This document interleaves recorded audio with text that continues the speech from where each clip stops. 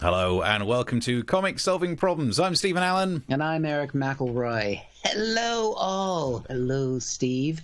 And welcome to our show where we are two comics who are here to solve problems. Yep. We're here to solve problems. We don't actually solve any. Yep. That's kind of one of the things that's a little bit of a twist of irony, I would say, in the show, if I understood what irony was. 20 years in the UK. Still not bothered. But we are here to look at the day's news, deal with those problems as they crop up. And if you'd like to send us problems throughout the show, you can do that via very different chat forums that are there, because this is live. You can tweet us, you can Facebook us, you can come around if you know where we live. Oh, no, don't do that. Don't no, do that? I mean, you can go around to Eric's. Don't come around to mine. Yeah, you know, if you hear the dog barking, you'll know you've come around. So, yes, we've got a number of problems we're going to tackle.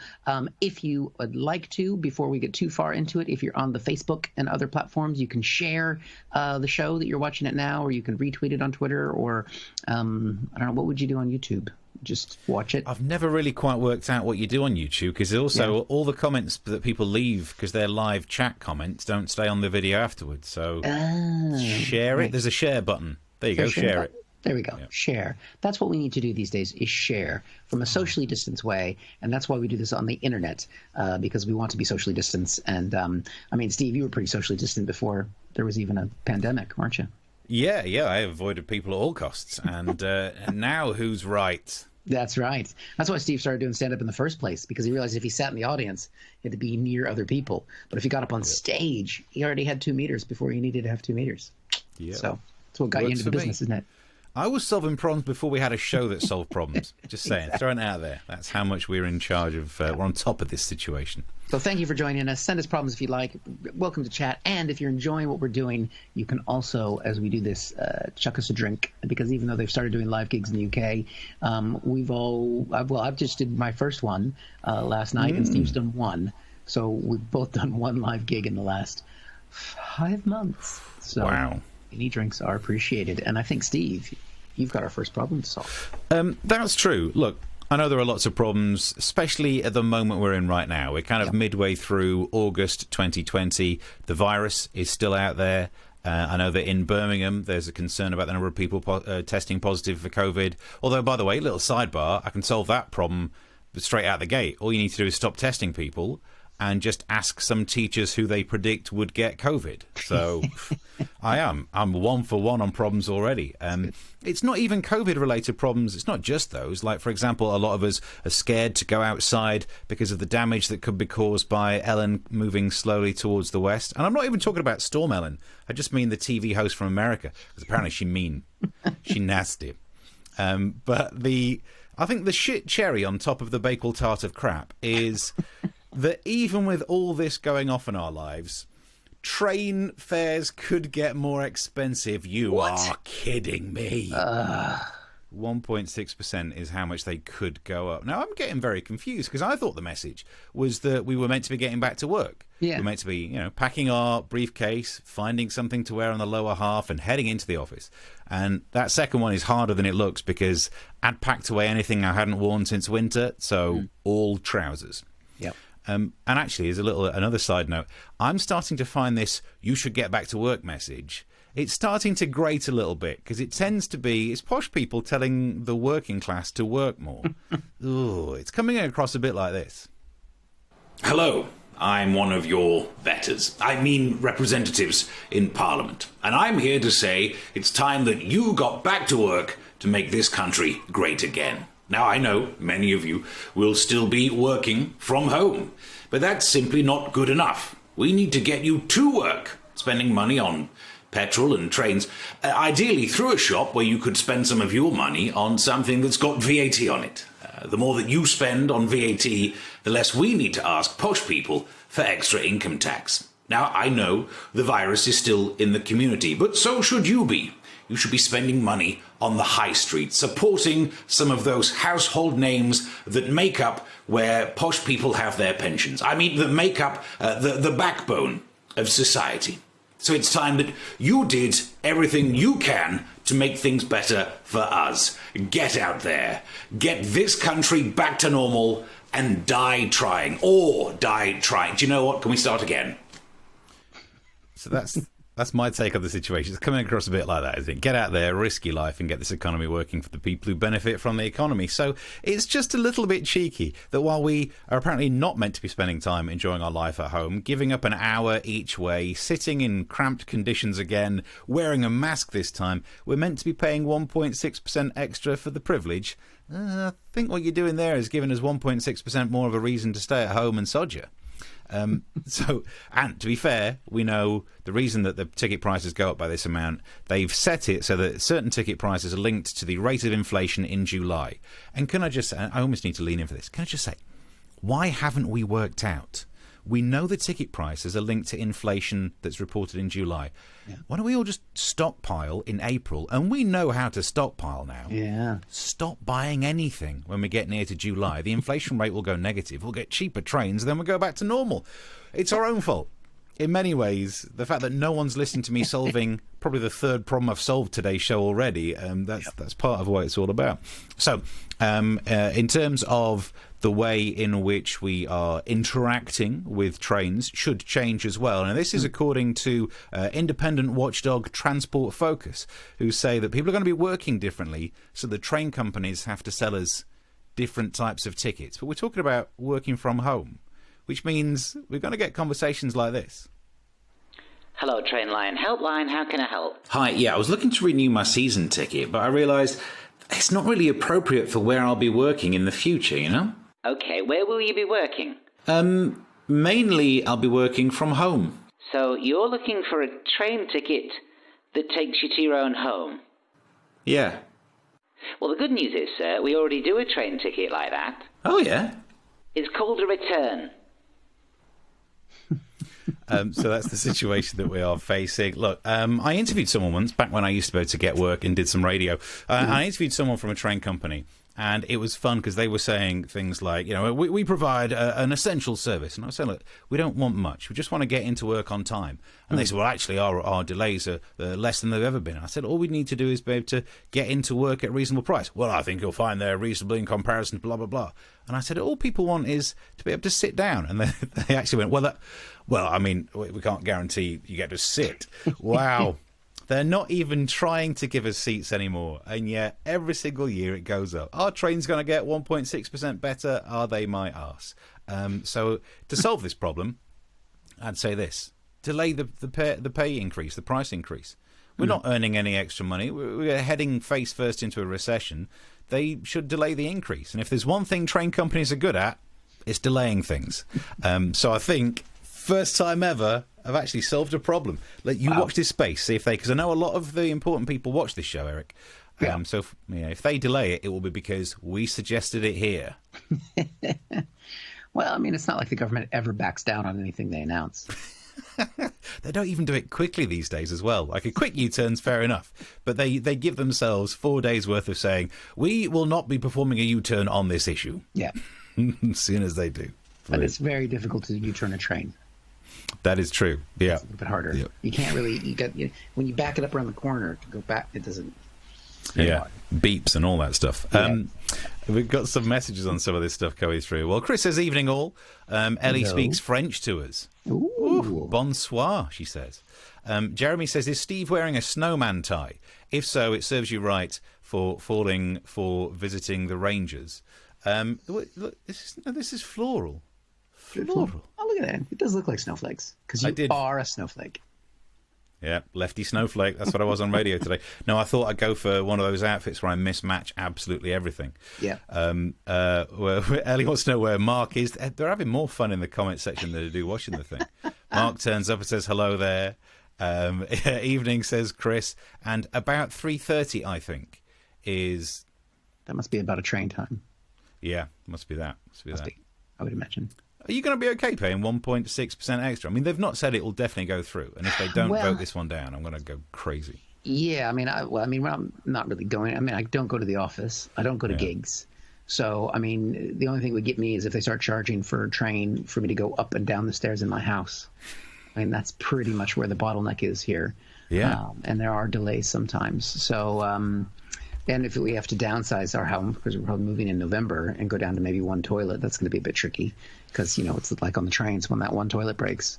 That's what it's going to be like in the house. So, That's occupied for the entire journey. Yeah, the door doesn't lock properly, so it can be awkward. My grandmother used to have her stand a chairlift up and down the stairs. Really? And so, yeah, because she broke her ankle when she was a teenager, and then by the time I was a late addition to the family, so everyone was really, really old. And the brake had effectively worn away, so they had to put a metal rod through it when I was a kid. And then by the time I was a teenager, and this is where it gets gross, the metal rod had worn away the bone around it. Ooh. So she couldn't walk, my grandmother, and she was the old chairlift. It's brilliant. Nice. So I'd pay for that. And you even have any stairs in your flat? No, I still have a flat one just along the corridor. Just to go. Well, you could have it, take you around the flat. Just go around. I could have it going between my two different toilets. Yep. Rubbing in. You and the two toilets. Yes. Well, thank you very. Oh, we've got loads more chat in there. Snowman tide. Oh, I can see the snowman tide. The main bus company in the West Midlands used the money received via furlough to pull buses fares down. Look at that. Bragging about the Midlands. Yeah. They're not my people. That's West Midlands. I'm East Midlands. Oh. So, never the twain. Never the twain. No. Is that like East Sussex and West Sussex? No, how dare you? I don't know. Dare All you. these places sound the same to me.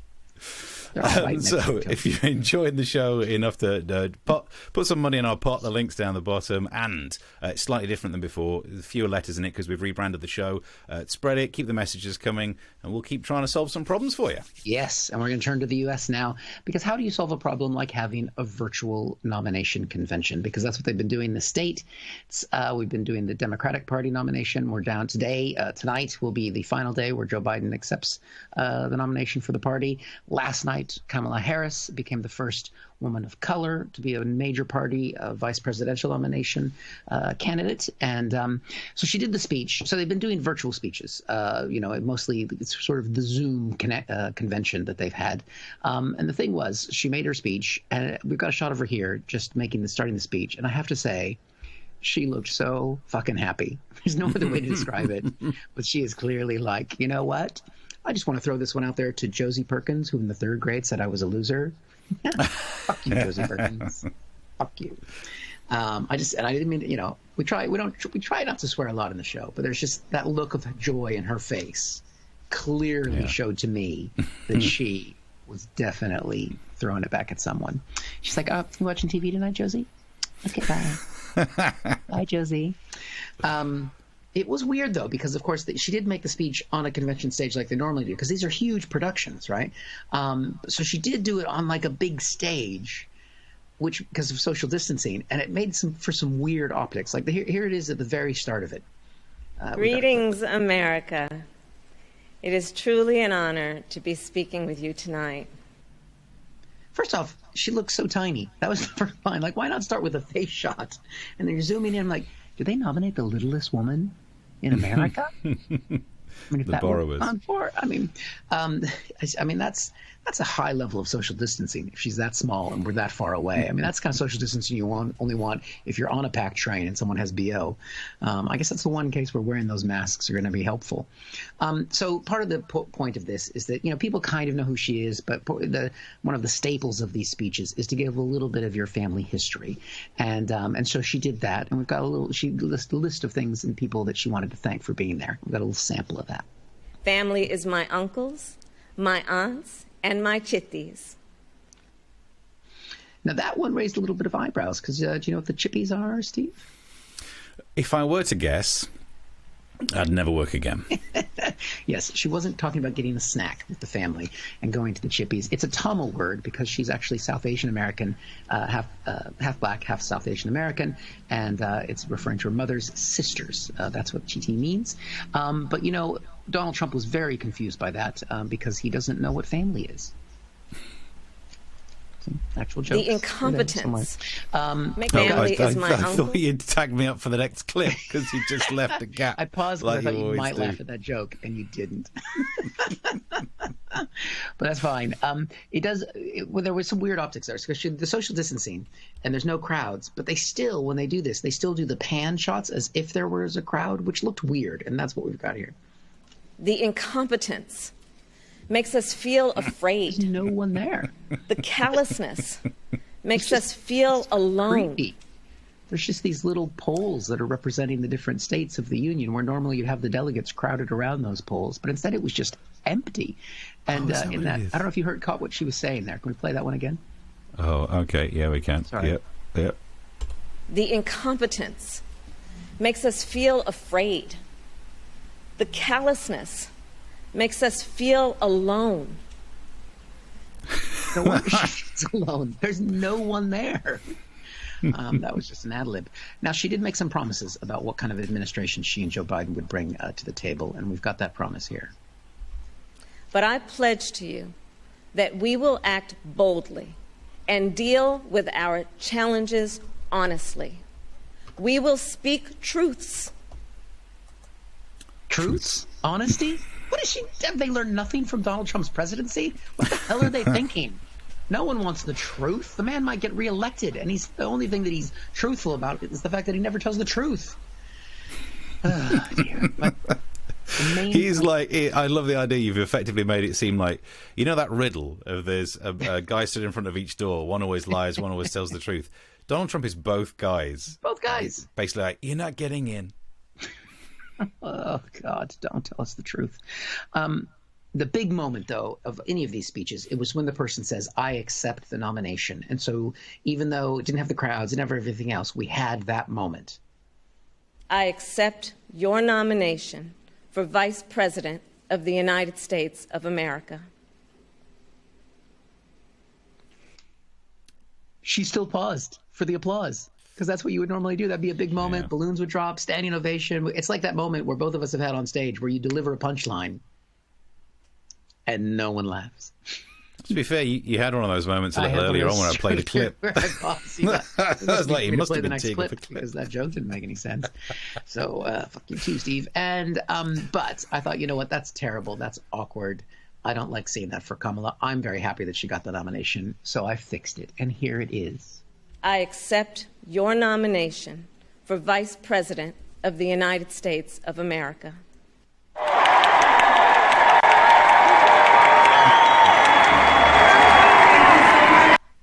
That's how it should be, isn't it? That's better. I'm Not excited. socially distanced, but it was quite nice. Yeah, that's fine. It was Michelle Obama's crowd, but whatever. They're available now. I didn't realise those posts were representing the different states. I just thought they were marking out where 2 meters was.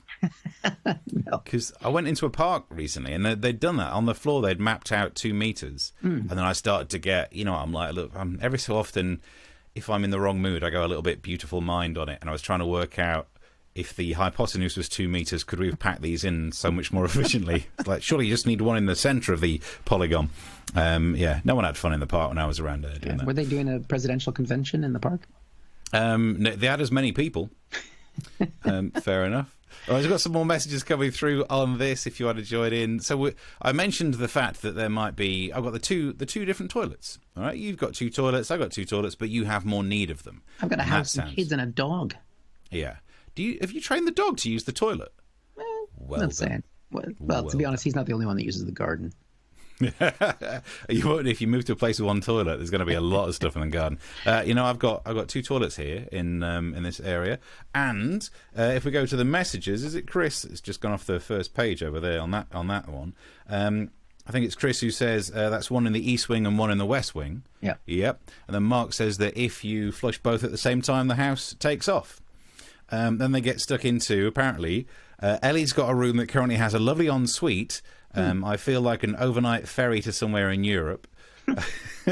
However, there's no cold water. Oh, no, that's the problem with the heat wave. Cold water? If you can't get cold water, sometimes I've lived in places where on a hot day, even the cold water's hot. Wow. Ooh, damn it. Mark says, I have a wet room too. By that I mean I've got one that's got the rain's made one corner damp. Chris says nothing worse than a damp corner. Mark says I'd rather have a fruit corner. That conversation's going to go on for a while. We'll leave them to We're it. going to start talking about the pee-pee tape soon. There we go. You keep the messages coming through wherever you're watching it. You can tweet us our things on the screen, and wherever you're watching this, you should be able to get stuck in with the comment section as well. And if you're enjoying it enough, a little link down the bottom to chuck some money in our pot. Please do. Right, I wasn't going to talk about the exams again. Right. Because we covered it before, and I sat there today thinking, we talked about how bad the algorithm was. This is an algorithm that if you came from a poor background, gave you a worse score. I looked into it, and technically it was an algorithm written on a computer in BASIC, and I think it was just called Working Class Killer 3000. It's a great piece of technology, that. But I decided we've only covered half the story. We were right to say an algorithm churning out that you should get a worse score if you're poor is terrible. But what's replaced it is also terrible. Just letting teachers come up with their predicted grade and saying, well, we better stick to that because anything less is going to get us bad press, is also going to churn out the wrong results, because effectively you've asked teachers this question. Hello, speaking. Yes, I teach that class. So you'd like me to suggest which grades they would get, thereby implying how well I taught them? Well, settle down. This is about to sound like two Scousers arguing A.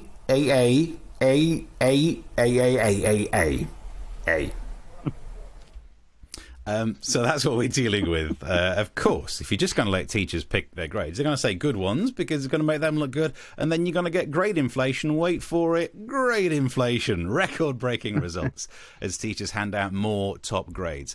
Well, there's a surprise, and I've been watching all the news all day. I mean, in some ways, if you don't think about the impact on what it means for this year's cohort of results, it's been lovely to see loads of kids wearing their masks, getting all excited, getting the results. I saw one on BBC News earlier going like, wow, this is great. I got 9 GCSEs, yay, which is really impressive because I only sat 6. So it's been really good for them. And also, side note, you know, if you failed a GCSE today, ouch, I feel sorry for you. The teacher hates you, basically. There's no two ways around it. Grade inflation is such a problem with GCSEs. I suppose you wouldn't have had that, Eric, because you came over after all your education. Yep. So it used to be a simple thing. You take an exam, you get an A, B, C, D, E.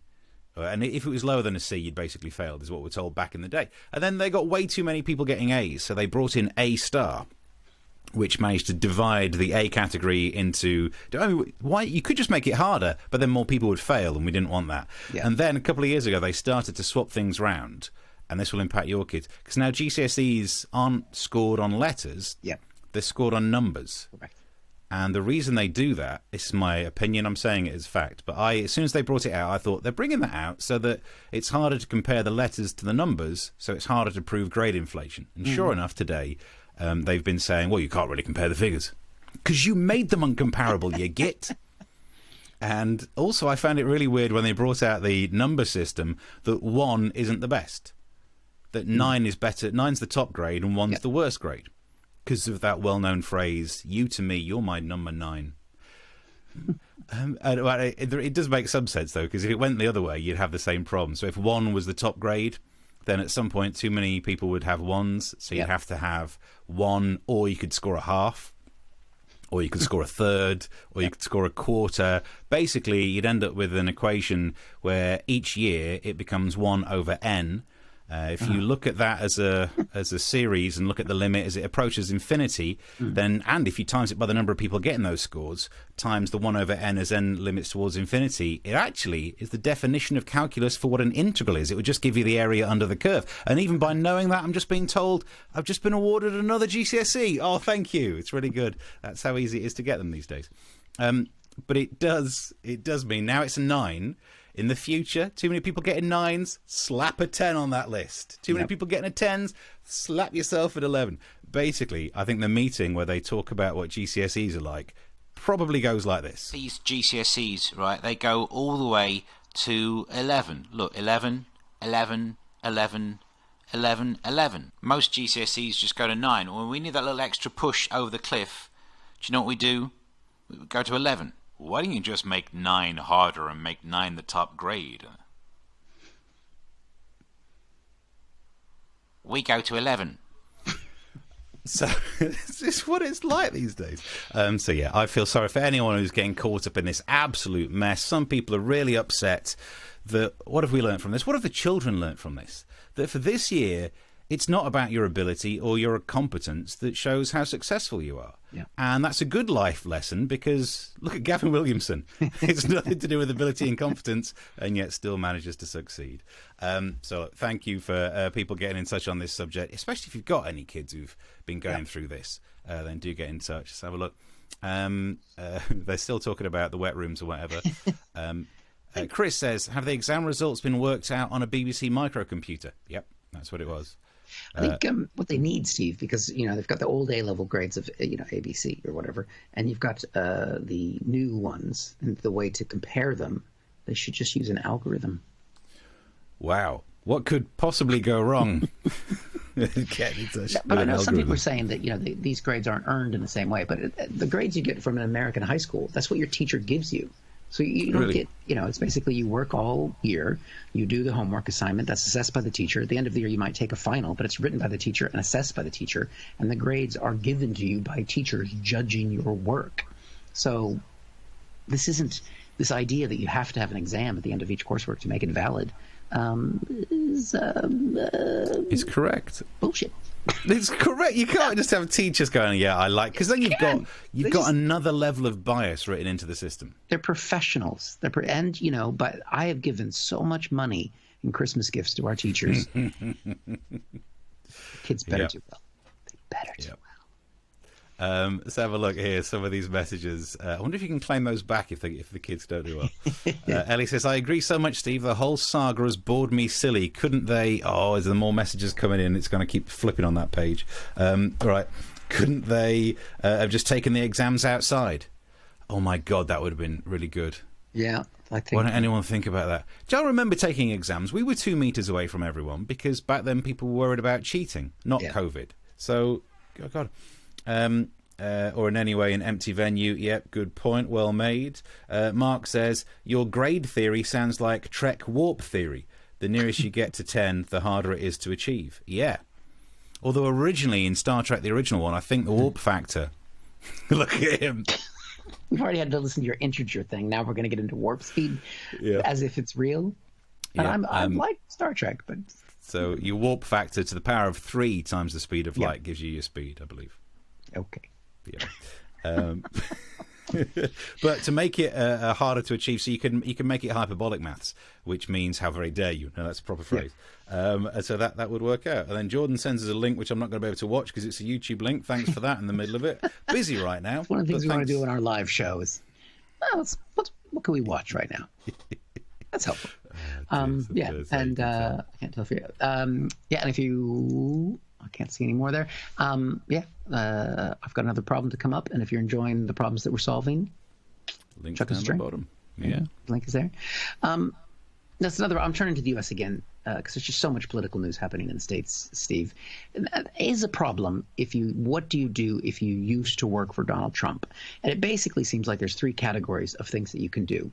And we've seen this based on today's headline for Steve Bannon. And one of the things you can do is you can get arrested. It's a popular choice for people who used to work for Donald Trump. Steve Bannon was a campaign manager. We can see we've got another Donald Trump's first campaign manager. We've got that here, Corey Lewandowski. He was charged with assault for grabbing a member of the press. That's one option you can go for there. You can go the other way if you want. Also another campaign official. You got Manafort, Paul Manafort. He was convicted.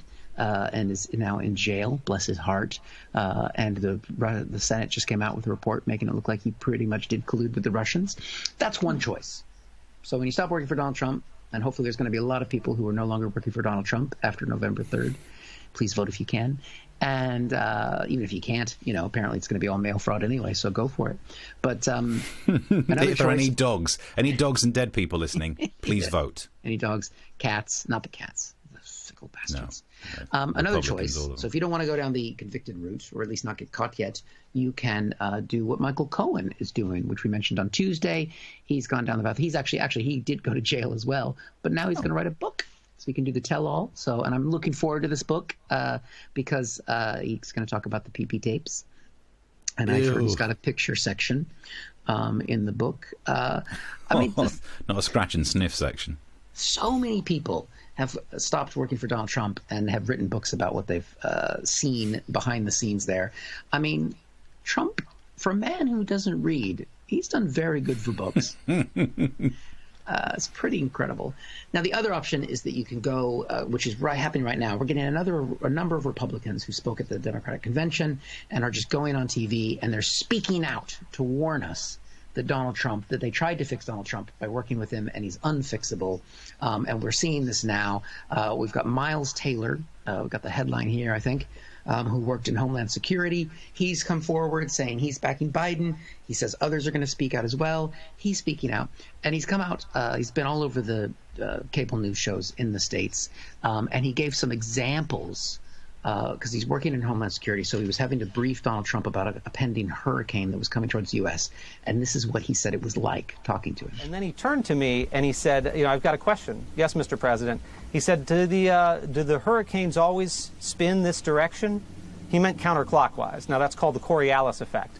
Same thing that causes toilets to spin the other direction in Australia, a follow-up question he also had. But this is what the president was focused on. Americans were in the path of a deadly hurricane. He needed to get out there and tell them to evacuate, and he was just marveled at the way that hurricanes spin, in a way a third grader might, learning about earth science.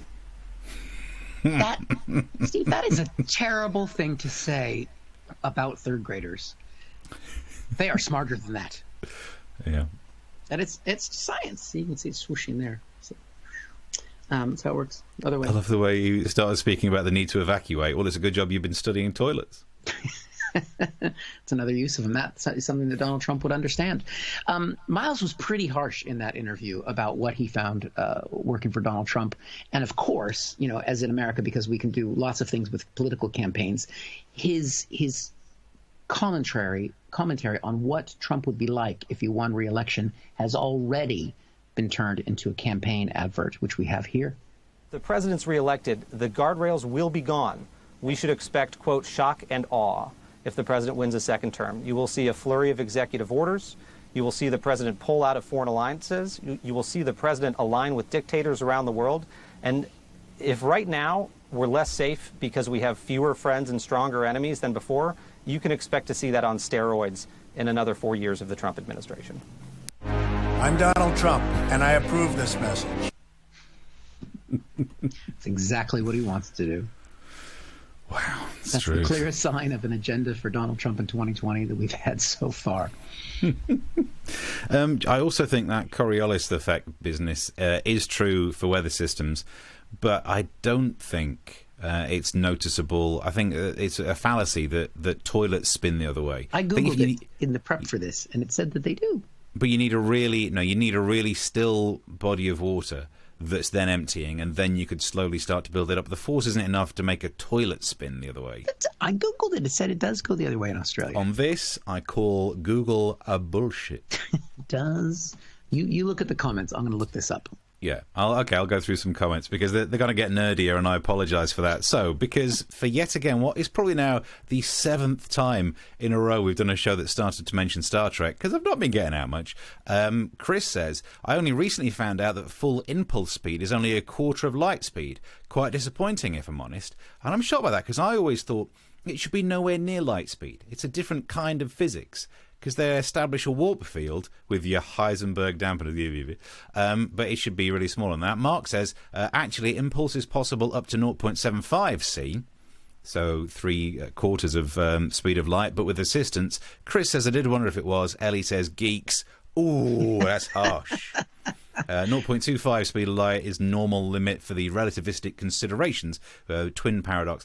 The thing that always sits weird with me, there's an episode of Star Trek Deep Space Nine when we find out that Julian is actually genetically engineered. They're in some sort of a spaceship where the warp engine's down, and he works out it will take so many hundreds of years to get back. It doesn't make no sense with no, impulse speed should be way slower. Slower. Stop. Bothers me. Google's not working right now. Yeah. I'll tell you why. It's because they're embarrassed that they got it wrong about the Coriolis effect. Well, it's not working because I don't like the answer that I found. So it says here that toilets do flush backwards in Australia because the jets are pointed in the opposite direction. It's just which is also known as the Coriolis jet effect. Yeah. It's such a weak force, though, that in comparison to other forces like gravity just pushing the water down, it's going to overwhelm it. And gravity is a weak force anyway. Not that it's technically the weak force. That's something in the centre of the nucleus. Stop. Anyway, moving on. If you want Steve to stop, put the money thing up. The more money you give us, the more money we will. We can make Steve stop talking about science. I should do a science podcast or a science live show. It feels so. I mean, you're put up right. Where's the pay link to make him stop? No one will watch. There it is. There it is. Yeah. 10 pounds or more. Stop talking. We have had a couple come through, so thank you for those. I can see Gary give us a nice little donation, so thank you very much. Thank you very much. Ellie says, I'll go and sit outside for a while. I think it's because of all the science. Or maybe she's going to go and sit an exam. That's where they should be doing them these days. Flush backwards, that could be awkward. It would make a mess of the ceiling. Yeah, you want to clear the path on that one. Well, that's just what they call a B-day, isn't it? Yeah. Which is reverse right up the. Anyway, the Ellie says the date today is 28/20. Yep, it's almost palindromic. I like what you're doing there. So that's getting some science going in it. Keep the messages coming through. We've not checked YouTube or Twitter for a while. Let's see what we've got going on here. You can keep the messages coming through. Our Twitter things are down the bottom of the page. And if you'd like to chuck some money in our pot, there we go. But we are running out of time. And so I better do my last topic. Is about Panto, or rather bad news about Pantos. No. UK theatres, they're worried whether this Panto season, this make or break Panto season could go ahead, and I've been reading lots of local newspapers saying that they're not going to go ahead. So even though theatre spaces are open, it's not going to be worth the money. Pantos are really expensive, and it is a shame because it feels like a part of British culture that it's a small difference. You know, when you start a pandemic, you don't think... and I bet it means no Pantos. But it's a shame they're not there. And it's a bit like the High Street, in that I'll miss it when it's gone, but I have not really been helping out. I've not been for years to either a Panto or a High Street. When was the last time you went for a Panto? It was a couple years ago because of the kids, and it had Henry Winkler in it, which was very strange. The Fonz. The Fonz, yeah. Yeah. It was, wow. Yeah. Last time I went was about 5 or 6 years ago, which is eerily recent for a bloke who don't have kids. It's creepy. Yeah, and here's the story. It's because I just started dating an actress who was in a panto. So I went, to look willing. And no one ever tells you this. There is no more uncomfortable feeling on this planet than being a fully grown man sat in a panto audience surrounded by school trips. Society is not ready for that. It shouldn't judge, but it flipping does. Was there social distancing that happened organically at that point? I did try. I was right at the back, but even then, there were so many awkward bits. Like because there's always the bit where the cast start throwing out sweets into the audience. Yeah. And I remember thinking like, oh God, this is going to get awkward because I've got a good reach and good reflexes, so I could totally like beat all the kids. Mine. But that's frowned upon. But it's also frowned upon that if one lands on you and you catch it, you can't keep it, but you also can't give it away and turn to a kid and say, do you want some sweeties?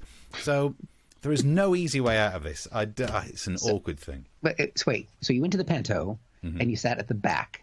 So basically every time they went, he's behind you, you were there. Hello, kids. Very awkward situation. Ellie went to one in 2017. Mark's never been to one. You're missing out on this. No, you're not. Well, I mean, you are, because you can't. What, did you not enjoy the panto when you went to see it? It's one of the weirdest things I've ever seen. I mean, seeing Aladdin, which is a story that happens in the Middle East, but for some reason everything was set in China, and then at the middle of it you've got pop rock songs that come on. And so it's racist, it's historically inaccurate, and it's musically crap. So the whole thing was, I mean, as straight-laced as British people and cultured as you pretend to be, and then you put on this dribble.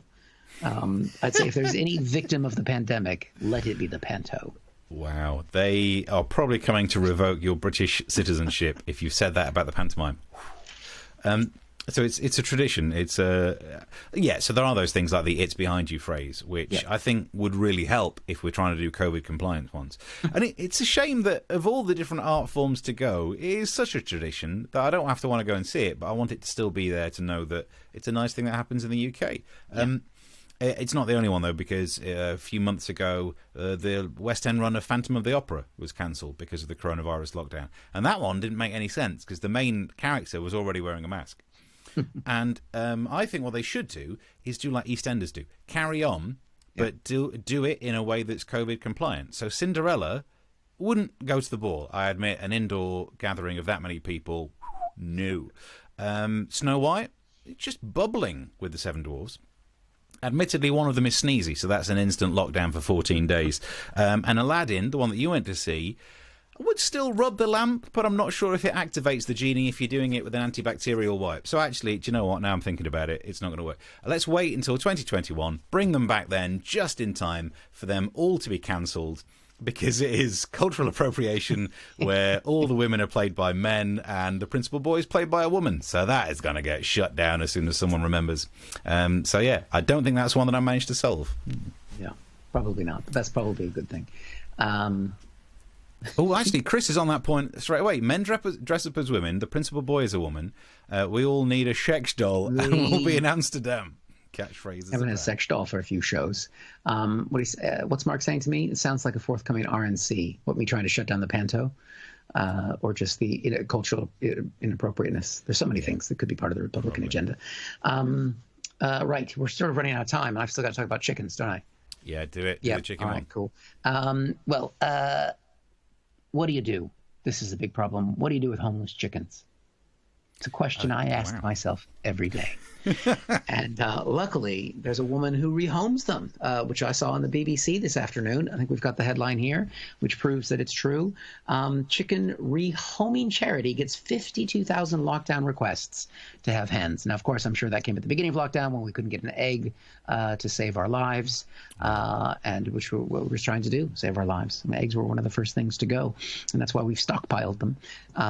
But I don't know how long they last. It is starting to smell in the cupboard.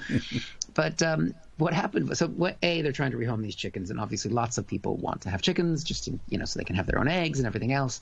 But because this is a charity that cares about the little birds, I mean, they're thick as shit. I don't know why. But they want to make sure that they're housed in an appropriate place. So they require that you send in a picture of the fact that you've got a big enough cage for the hens and that you've got garden space for them to range in. So people have to send in a picture, and I would imagine it's a picture that looks like this. We've got a sample of what a nice little chicken coop would look like. Nice. So they had these 52,000 requests. They said, okay, well, send us what is your garden. The problem is that so many people sent in essentially probably this picture. Literally, people just Googled back garden chicken coop and started sending in pictures. And then because they were getting so many requests, they were getting the same back garden picture. They're like, no, you're clearly lying. I mean, I don't know what their plan was to recage these poor freed chickens. We also saw some other pictures of places that were denied a chicken. This one apparently wasn't eligible to have a chicken. Mordor is not a place for a chicken, even though they tried to make it look like he was happy there. That was one place that was denied.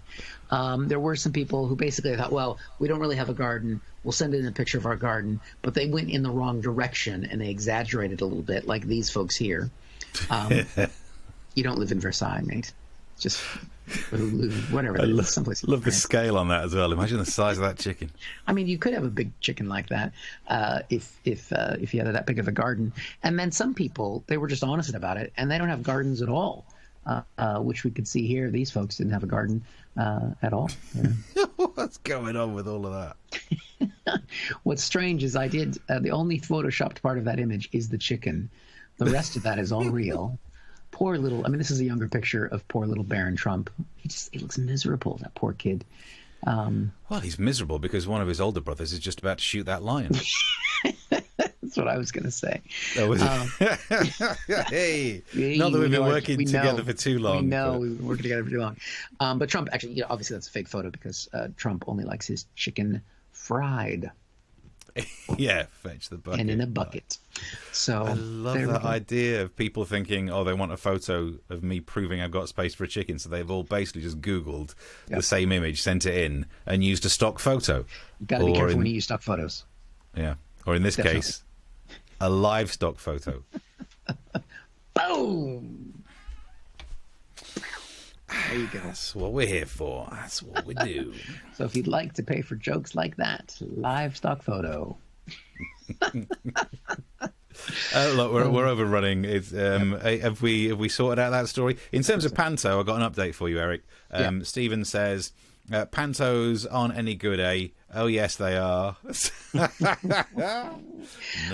Right, we need to go soon, but we've got something from a correspondent. Is that right? Yeah, Philip Brannan, who we're going to have to update him to correspondent status because he's sent in so many stories that we've actually turned into content. So all the ones about the naked boar, various other stories he sent in. So an update from him was just a short little one that he sent today saying, he asked us the question, are we going to eat beetroot on the show? Which is not really that much of a problem. Or we could have done, but I'm going to say no. But apparently it's because beetroot is better than people were thinking.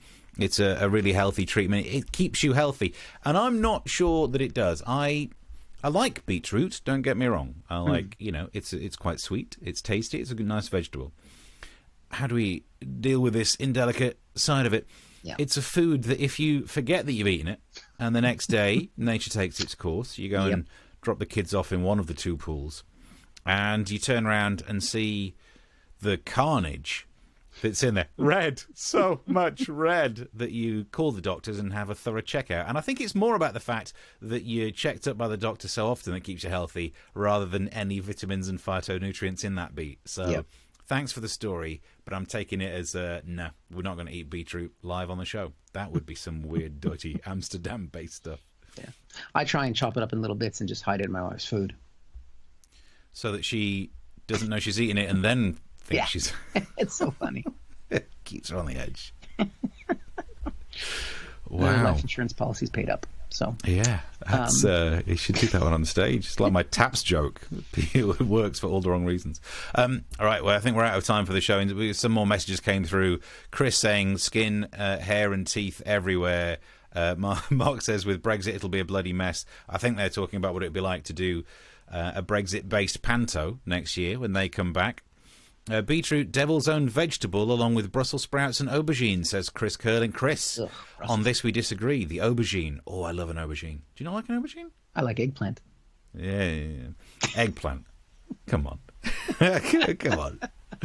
Aubergine. What I like about aubergines is there are two things. I think, no, actually, of the two jokes I know I've done in the past about aubergines, I prefer one of them, so let's pretend it's only one thing. The thing I like about aubergines, definitely did this on a BBC Kent sketch, is they look a little bit like the alien from the film Alien.